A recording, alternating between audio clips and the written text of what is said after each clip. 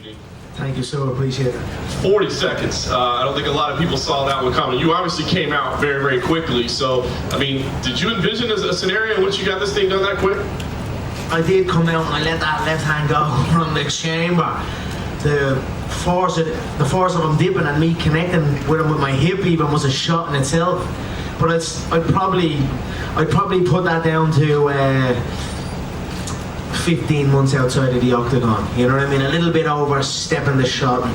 I knew Donald, and I know Donald's good at dipping under the left hand, and I knew he would attempt to dip under the left hand. He's done it to the former champion in the 170 division, Robbie Lawler. He dipped under the left hand multiple times and secured takedowns. He dipped it under the now middleweight Darren Till. So 15 months outside the octagon, a little eager, you know, take from it all and carry on. The shoulder strikes were incredibly effective. Was that something that you drilled? Was that a little bit of improvisation? What was that? You know, they'll have to say now, I'm just, you know the way they say, I've just got a left hand. They'll have to say, I've just got a left shoulder as well. A left hand and a left shoulder. The so-called experts of the game, when they'd be breaking down my skill set, they'd be saying, I'm just a fighter with a left hand, which is highly disrespectful and uneducated. And I'd be surprised that so many of the supposedly knowledgeable people, they'd be just claiming it as that. So it's a good shot in the clinch. I see it, you can really catch a man. So I knew I caught him with the first one off guard, then I caught one or two more, and when we separated the nose and the eye was bust.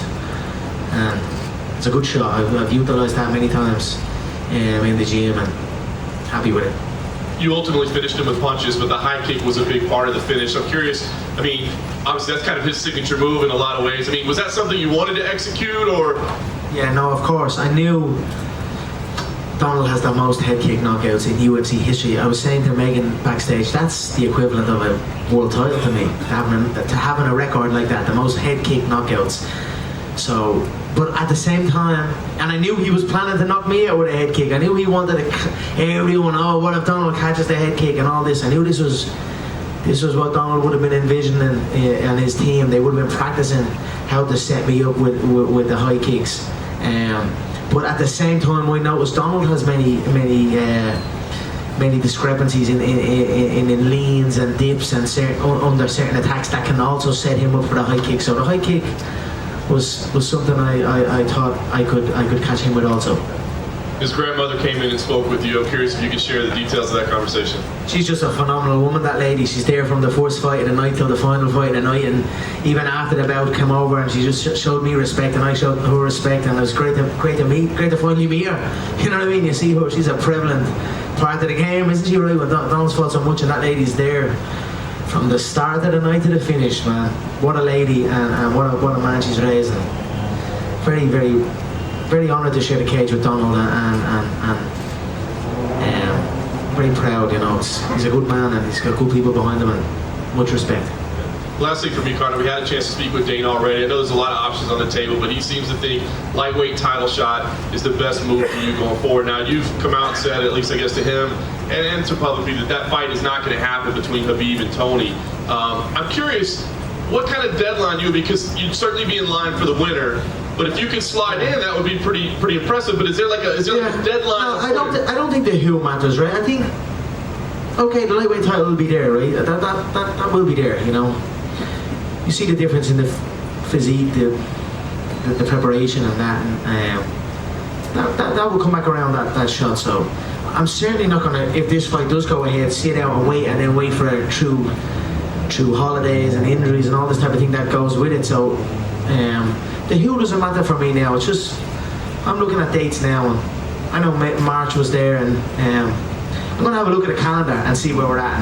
And Lorenzo gets back in from Panama on Tuesday, so I'll toast a fine Irish whiskey with Lorenzo. I always look to do that, you know, tradition. I was talking with Dana, so he gets back on Tuesday to Vegas, so I'll stay here and I'll go for dinner and a toast with Lorenzo and Dana, and I'm sure we'll chat about it then and see what's what. So I'll be ready. You know, I'll have a celebration tonight. I'll chill with my kids tomorrow. I'll show Junior the fight on the telly, see how he reacts to it, see what he thinks of it, and then back to training. You know, when you take before a fight, you taper off for the final 2 weeks. So if you get a quick win and then you kind of go off, then all of a sudden it could be 4 weeks without a full training. You know what I mean? Without a real training session, and then you slip behind again. So I'm gonna make sure not to do that and get a good session in the day after tomorrow and carry on. Congrats, Conor, on your victory. Very impressive. Thank you. Just kind of curious why you let yourself get in that before, where you didn't do those things that you're just talking about you did now. What was it that put you in the bad spot? I achieved it all, right? I broke the game before I was 30 years of age. Simple as one belt became not enough. One belt's almost not even enough anymore. You got to get the two to even start questioning, or start earning a big style. So maybe that I achieved it all. John always says the worst. My coach says it's the worst nightmare for a coach if it's a student that achieves it all. The money, the fame, the belts, all of this. What then to motivate me? So I probably had to go through that and then just come back for the love. Like I got into it in the first place for the love. So and everything's a learning curve, and you learn what's right and what's wrong. You know what I mean? So. Did you ever have a point like after the Khabib fight where you just were sitting there thinking about what you did and thought, I made a mistake here, I made a mistake here, because you still have achieved everything, right? But you went into this fight and performed. So obviously something changed from your preparation in the Khabib fight to this. It's just my commitment, I wasn't committed, and for me, it was just a disrespect to the people that believe in me. So if I'm forming a team and I'm building, look, it feels like the world lights up when I make the walk, right? Everyone's so invested in it and excited by it. And then I've got the team of people that are behind me and putting their all and taking time away from their family and their people to come help me. And then I'm not committed with it, So I'll go training and then I'll go missing for 3 days and then I'll come back and it's sporadic and it's on my call and I'll ring and say, hey, we're in the gym now the next half an hour, make sure everyone's there. I just felt like I disrespected the people that believed in me and supported me, and that's what led me to recenter myself and get back to where I was at. I wonder if you feel like you can turn that Khabib fight into a fight like this, where I know you want to win the fight, but will it get nasty, or will it be a fight where you're able to do what you did here and people really, it seemed like they fell back in love with you like they had done several years ago? It's got very personal with that man and his team, and look, it is what it is. I make no promises. I am who I am, and it is what it is. So I'll certainly be focused on the skill sets. You know what I mean? We have a particular skill set, myself and that man. He holds onto the legs, and I come for it. So I'll be excited to get that one back. So we'll see what happens. We'll see what happens in the Tony fight. Tony's another interesting foe for me. See what happens. If something happens, I'll be here. Just two last questions. I wanted to get your opinion of that fight. Do you think, everybody talks about Khabib has won 28 in a row. I think Tony's won 16 or 17 in a row. Do you think Khabib is a lock to win that, or do you see a way Tony could win that fight?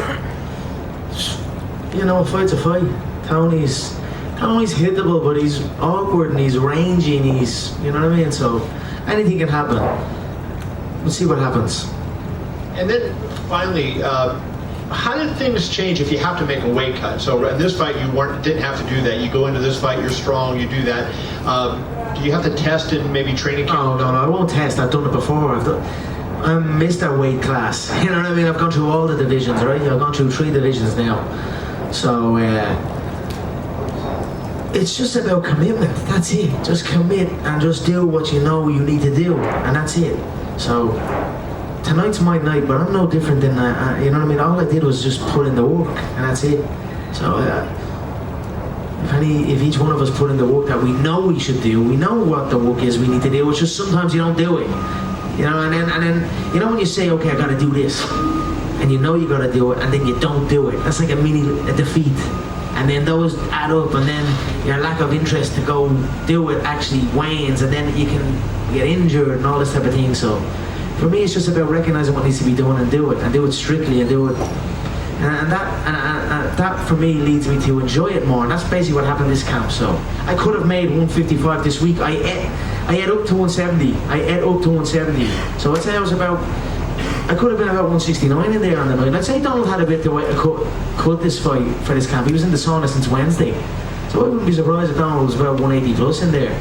So, but I tell you what, I felt energetic, I felt good, and happy days. So, but I've experienced it all. I've experienced near blackouts for the Mendes weight cut. I had no nutritionist, no nothing. And I done it all myself, and it was a heavy weight cut. And then with the Aldo one, I done it correctly, and I felt okay. We had a nutritionist on board, and I felt good at 145, and I obviously had amazing success down there. And then the 155, and then it's just about commitment. That's it. You put in the work, you'll reap the rewards. There's no secret sauce to this. Recognize what you need to do and fucking do it, and you will succeed. Hi Conor, straight in front of you to your left. I asked Dana about the possibility of you fighting Khabib in Moscow, and he's very against the idea. Can you explain to me why that's so appealing? Why was he against it? Pay-per-view, brother. Come on now, how much money is enough money? How much money is enough money, for fuck's sake? There's not a money in Russia, there's not a revenue in Russia. I love Russia, I love the Russian people. I went to Moscow recently, and they're such a great nation. They're so passionate about the sport of mixed martial arts. They're so passionate about myself, and they support me greatly. They support proper 12 Irish whiskey. They know a good liquid. They know a good spirit. So they're good spirited people. And what a place! It would be like something out of a Rocky movie. You know what I mean? So I'd be very eager to do that. They ain't in the hometown Vegas boy. I know the Vegas people will be campaigning for it. Look, let's see what happens. I would love that. I want to create spectacles for the people. You know, that's one hell of a spectacle. Even me going out there in Moscow that time, the place shut down. The world took notice. You know what I mean? Your mom was saying I wasn't allowed out there. I wasn't supposed to be out there. They were running the streets screaming my name. So I'm more Russian than that man. So I would love to go to Moscow and compete there. You know.